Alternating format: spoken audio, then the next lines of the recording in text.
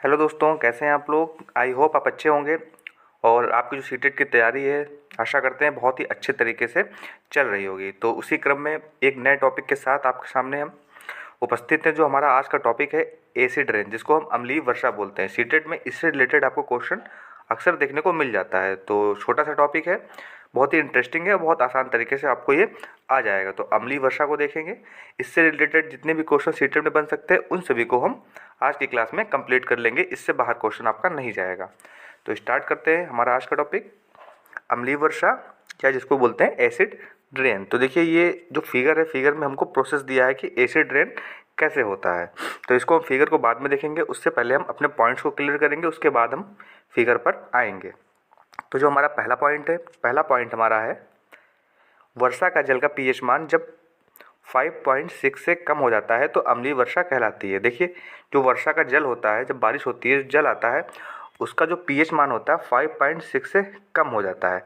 देखिए, एक्चुअल में हम एसिड रेन जो होती है उसको 4.2 से लेके 4.4 तक उसका पीएच मान हम मानते हैं। 4.2 से लेके 4.4 तक एक्चुअल में इसका पीएच मान मानते हैं। लेकिन वर्षा जो जल होता है वो 5.6 से कम है तो उसको हम अम्लीय वर्षा के रूप में बोलते हैं। अगला पॉइंट है सल्फर डाइऑक्साइड, जिसको फार्मूला है SO2, नाइट्रोजन डाइऑक्साइड NO2। ये जब वायुमंडल में नमी के साथ, जो वायुमंडल में नमी होती है उसके साथ जब क्रिया करता है तो क्या बनाता है, सल्फ्यूरिक एसिड और नाइट्रिक एसिड, सल्फ्यूरिक एसिड और नाइट्रिक एसिड का निर्माण करते हैं। तो इसको हम समझ गए हैं। जो सल्फर डाइऑक्साइड होता है वो क्या बनाता है, सल्फ्यूरिक एसिड और नाइट्रोजन ऑक्साइड नाइट्रिक एसिड बनाता है। तो ये जो प्रोसेस होता है तो ये सिंपल सा है, हम समझ सकते हैं। जो सल्फर डाइऑक्साइड है, सल्फर डाइऑक्साइड SO2, वो क्या बनाता है, सल्फ्यूरिक एसिड बनाता है। और नाइट्रोजन डाइऑक्साइड जो है वो क्या बनाता है, नाइट्रिक एसिड का निर्माण करता है। यही जब बारिश के रूप में पानी के साथ हमारी पृथ्वी पर आता है तो क्या बोलते हैं, इसी को हम अम्लीय वर्षा के रूप में बोलते हैं। नेक्स्ट पॉइंट को देखेंगे। नेक्स्ट पॉइंट क्या है, देखिए नेक्स्ट पॉइंट है वर्षा का जल के साथ एसिड जो रेन होती है क्या आती है, भूमि पर आती है। वर्षा के यहाँ तक तो हमने समझ लिया था। अपने नेक्स्ट पॉइंट पे चलते हैं जो कि सीटेट के लिए इंपॉर्टेंट है। इससे भी रिलेटेड आपको क्वेश्चन देखने को मिल जाता है। तो अभी तक तो हमने देखा जो अम्लीय वर्षा होती है उसमें कौन कौन से एसिड बनते हैं, सल्फ्यूरिक एसिड और नाइट्रिक एसिड। जब ये भूमि पर आते हैं तो इनसे क्या प्रभाव होते हैं उनके बारे में हम देखेंगे। इससे एक नंबर का क्वेश्चन हमको देखने को मिल जाता है। तो देखिए, वर्षा के साथ जो ये एसिड होते हैं ये भूमि पर आते हैं। कौन कौन से एसिड, सल्फ्यूरिक एसिड और नाइट्रिक एसिड। तो इनसे क्या प्रभाव होते हैं, तो पहला प्रभाव हमारा क्या है, आँखों और त्वचा के रोग उत्पन्न होते हैं। ये हमारे शरीर के लिए, हमारे आँखों के लिए, हमारी त्वचा के लिए अच्छे नहीं होते। इनसे क्या होते हैं, रोग उत्पन्न होते हैं। तो ये एक इसका दुष्प्रभाव हो गया है। अगला क्या है, वनस्पतियों को भी नुकसान पहुंचाता है। जो हमारे पेड़ पौधे हैं, जो भी फल होते हैं, जो भी वनस्पतियाँ होती हैं, उन सभी को क्या करते हैं, ये नुकसान पहुंचाते हैं। तो ये अगला जो दुष्प्रभाव है वो संगमरमर की इमारतों से रिलेटेड है। इससे रिलेटेड आपको क्वेश्चन अक्सर एग्जामों में देखने को मिलेगा, चाहे वो सीटेट हो या कोई भी कम्पिटेटिव एग्जाम हो, उसमें हमें अक्सर ये क्वेश्चन देखने को मिलता है। जो हमारा ताजमहल है वो पीला क्यों पड़ रहा है। तो पीला क्यों पड़ रहा है, इसके पीछे का क्या रीज़न है, एसिड रेन। एसिड रेन इसके पीछे बहुत बड़ा एक रीज़न है। उससे क्या होता है, हमारा जो संगमरमर पत्थर है वो धीरे धीरे पीला पड़ रहा है। इसीलिए बोलते हैं जो ताजमहल है वो संगमरमर पत्थर कैसा होता है, वाइट होता है।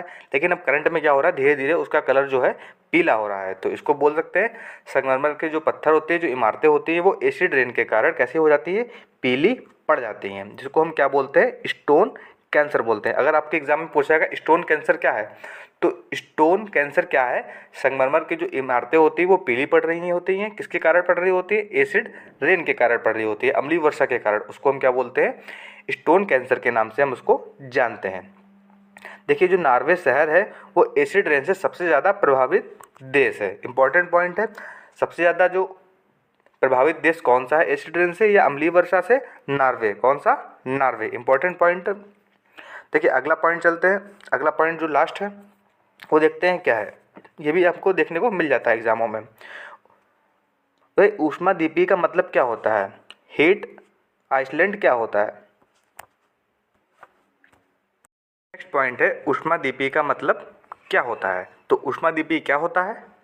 किसी नगर या महानगरीय क्षेत्र का एक ऐसा हिस्सा जो आसपास के क्षेत्रों की तुलना में अधिक गर्म होता है।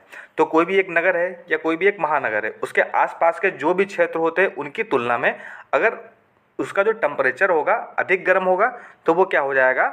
ऊष्मादीपी हो जाता है। तो ये ऐसा क्यों होता है? ये हमको आमतौर पर इंडस्ट्रियल एरिया में देखने को मिलता है। क्यों होता है? क्योंकि वहाँ पे बहुत सारी फैक्ट्रियाँ होती हैं, उनसे क्या होता है, वहाँ पे उनका टेम्परेचर उस स्थान का इंक्रीज़ होता है। तो वो उसको हम क्या बोलते हैं? ऊष्मादीपी बोलते हैं। तो इसको आसान तरीके से हम समझ सकते हैं। जितने भी टॉपिक थे उनको हम कवर कर चुके हैं।